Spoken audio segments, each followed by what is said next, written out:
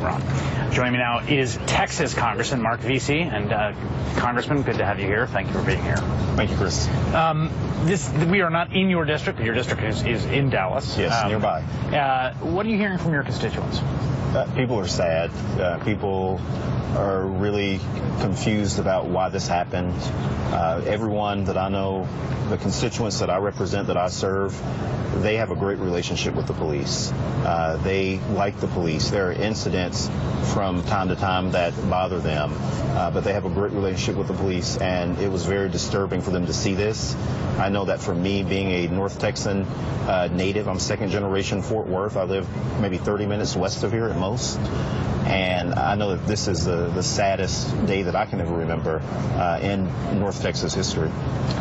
The president's remark struck me as interesting because there's been so many times, it appears to me, over the course of his presidency when things feel like they're spinning out of control or it feels panicky, and the president is steadfast in always sort of being modulated and calm, where, you know, he has this sort of optimism.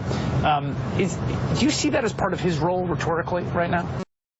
Well, I think that his role is definitely to calm the nation, to make sure that everyone knows that together we can work through this. And in my opinion, the president, if you look at some of the things that he has done, particularly when it comes to trying to improve relations between the police and the community, he's done an outstanding job in that role. And I'm glad that he's the president at this time. But what do you say to someone who says, how can you say he's done an outstanding role? We're 2 years past what happened in Ferguson, and look where we are. Well, if you look to Dallas, Texas, for instance, you know, despite the tragedy that happened here, which was terrible for those 5 law enforcement officials that lost their life, Police Chief David Brown, he's put together some great community policing initiatives here. We've seen complaints lower by about 64% or so. We've seen a much more transparency under David Brown, and I think that Dallas has been a model in many ways, and for other departments to mimic around the country to really help improve communication between the black community, the Latino community, and the police departments.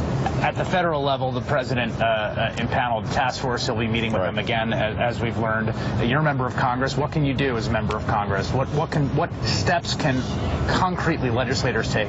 I think that we really need to have a more robust Justice Department as far as them and the community policing initiatives that they do.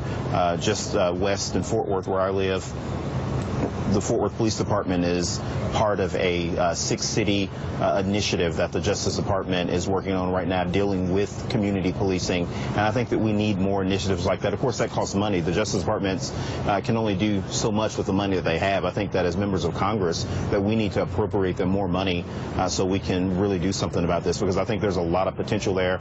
And despite a lot of the negativity and conflict that you see on television oftentimes, I think that regardless of where you stand on the issue, that both sides want to see this come to an end as far as the tension that we see between the police and the community. All right, Congressman Marc Veasey, representing North Texas here. Thank you very much, sir. Appreciate it.